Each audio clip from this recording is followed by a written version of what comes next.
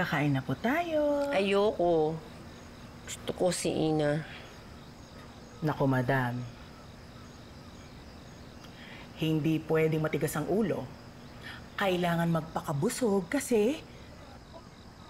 Ayoko. Huwag mong ubusin ang pasensya ko, madam. Kapag hindi ka sumunod sa akin, hindi ko dadalhin si Ina dito. Kaya kung ako sa'yo, kumain ka. Huwag kang pasaway at sundin mo lahat ng sinasabi ko.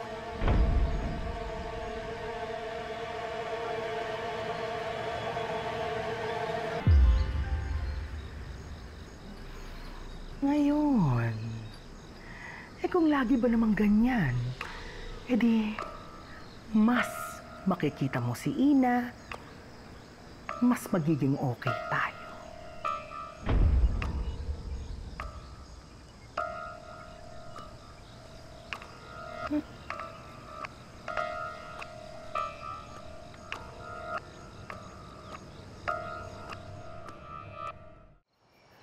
Well, that's good to hear, Patty, ah. Okay yan. Basta dire-diretso mo lang yung ginagawa mo. Nang sa ganun maging matagumpay ka. At kami naman, tutuparin naman namin yung pinangako namin sa'yo. Okay? Bye.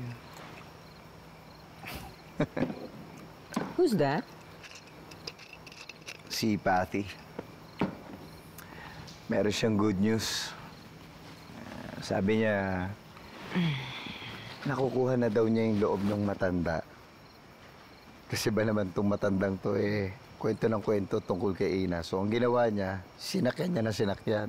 In short, nagagamit niya na yung paraan na yun para madaling mapainom ng gamot yung matanda. Good news.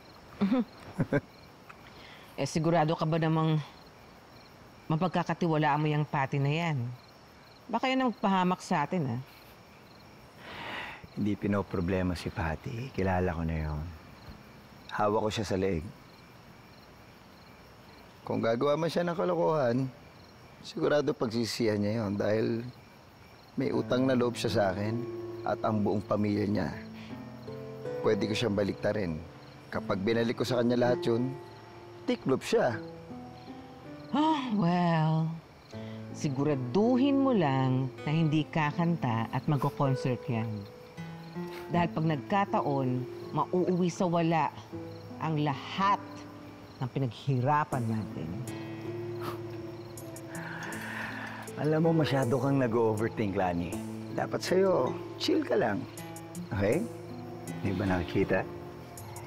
Everything is going according to our plan. Una, si Ina at Chapuera na. Pangalawa, si Ma'am Oria, nailayo na natin doon sa magkapatid.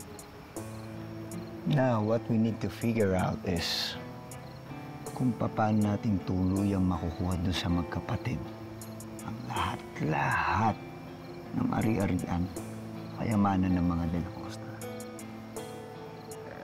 Charlie! Charlie, no way! Kailangan natin masiguro na tuluyang mawala na sa sarili ang matanda.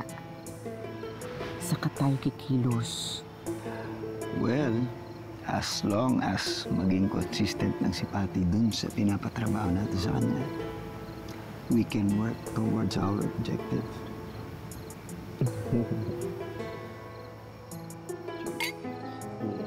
Anong pinapabigay niyo kay Lola Aurea, Dad?